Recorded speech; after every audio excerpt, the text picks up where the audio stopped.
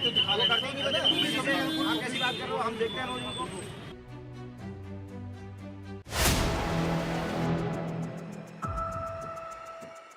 SDM ने BJP विधायक के बेटे की निकाल दी हेकड़ी। इस वीडियो में हम इसी पर करेंगे बात।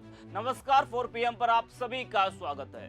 दोस्तों, कुछ लोगों को यह गलतफहमी हो गई है कि सत्ता उनके घर की जागीर है और कानून उनके नौकरों की तरह काम करता है।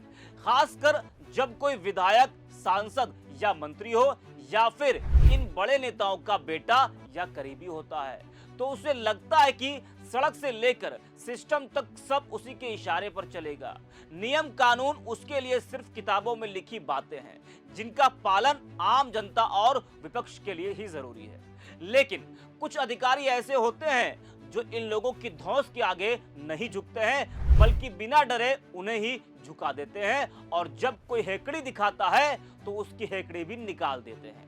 ऐसे ही एक मामले ने सभी का ध्यान खींचा जब उत्तराखंड के नैनीताल में एक वीआईपी एटीट्यूड की हवा निकलती दिखाई दी।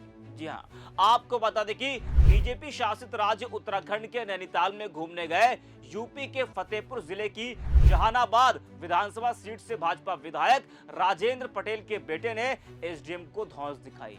विधायक का बेटा राहुल पटेल अपनी सफेद रंग की फॉर्च्यूनर में था। फॉर्च्यूनर जब मॉल रोड के जाम में फंसी तो उसने हूटर बजाना शुरू कर दिया। बिना किसी आपात स्थिति के हूटर बजता देख ट्रैफिक कंट्रोल करने के लिए खड़े एसडीएम नवाजिश खालिक ने राहुल की गाड़ी रोक ली। इस पर राहुल ने कहा, तुम हमें नहीं जानते, पापा विधायक है हमारे। यह सुनकर एसडीएम और भड़क गए। उन्होंने फौरन गाड़ी में सवार विधायक के बेटे राहुल को बाहर निकलने को कहा। उसके ड्राइवर को भी बाहर बुलाया गया। दोनों बाहर निकले तो एसडीएम ने कार को सीज कर दिया और उस दौरान जमकर दोनों के बीच बहसबाजी भी हुई, लेकिन एसडीएम ने एक ना सुनी, कानून का पाठ पढ़ा दिया। इस दौरान विधायक का बेटा अपने फोन से किसी को कॉल भी मिलाता दिखाई दिया, लेकिन कोई भी फॉर्च्यूनर सीज होने से नहीं रोक पाया। इस पूरी घटना के दौरान सड़क पर लंबा जाम भी लग गया। इस पूरी घटना का वीडियो भी सोशल मीडिया पर तेजी से वायरल हो रहा है।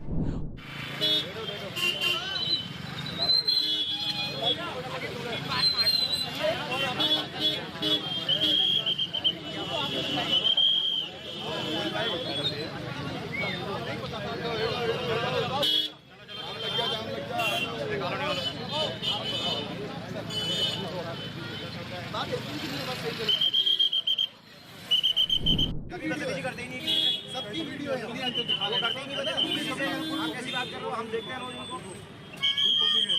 हम रोज देखते हैं।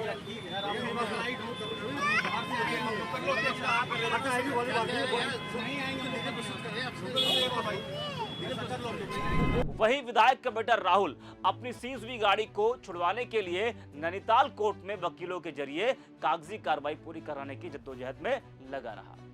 यह घटना उन सभी लोगों के लिए करारा तमाचा है जो पद और पहचान के नशे में कानून को खिलौना समझते हैं। लोकतंत्र में असली ताकत नियमों की होती है, ना कि रिश्तों की। और जब सिस्टम ईमानदारी से काम करता है तो बड़े बड़े रुतबे भी मिनटों में जमीन पर आ जाते हैं। इस मामले में एसडीएम नवाजिश खालिक तो कुछ नहीं बोले, लेकिन पुलिस ने बताया कि यातायात नियमों के उल्लंघन पर फॉर्च्यूनर को सीज कर दिया है। गाड़ी अभी छूटी नहीं है। वैसे विधायक के बेटे को सबक सिखाने वाले और गाड़ी सीज करने वाले एसडीएम जो मुस्लिम समाज से आते हैं, उनकी इस कार्रवाई ने एक अलग ही चर्चा को जन्म दिया है। दोस्तों, आज सत्ता की आंखों में आंखें डालकर पत्रकारिता करना मुश्किल हो गया है। हमारे 4 PM नेशनल यूट्यूब और फेसबुक चैनल को, जिसे आपका प्यार और विश्वास हमेशा से मिलता रहा, उसे बंद करके सरकार ने यह साबित कर दिया है कि वो आपके सवालों से कितना डरती है। मुश्किल दौर है, लेकिन हम ना रुके थे और ना ही रुकेंगे। हम सच के लिए हमेशा लड़ते रहेंगे। ऐसे में 4 PM यूपी को आप लोग ज्वाइन करें और निष्पक्ष पत्रकारिता को जिंदा रखने के लिए जितना हो सके उतना हमारा आर्थिक सहयोग भी करें। आपके सहयोग से ये जंग हम जीत कर रहेंगे। आमतौर पर देखा गया है कि जब भी कोई अधिकारी किसी बड़े नेता या उसके करीबी, जैसे इस मामले में विधायक के बेटे पर सख्त कार्रवाई करता है, तो उसके बाद खेल शुरू होता है ट्रांसफर और जांच का। कई बार ईमानदारी से अपना काम करना ही अधिकारियों के लिए मुश्किल बन जाता है।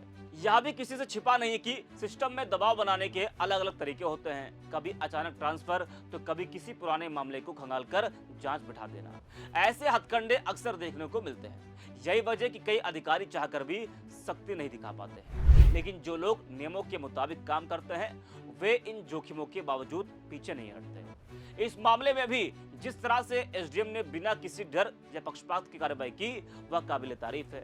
उन्होंने यह दिखाया कि कानून के सामने न पद बड़ा होता है और ना ही पहचान। हालांकि अब आगे क्या होगा यह देखने वाली बात जरूर होगी। क्या सिस्टम ऐसे ईमानदार कदम का समर्थन करेगा या फिर वही पुराना ट्रांसफर और दबाव वाला खेल देखने को मिलेगा। इस वीडियो में इतना ही। आप देखते रहिए 4 PM।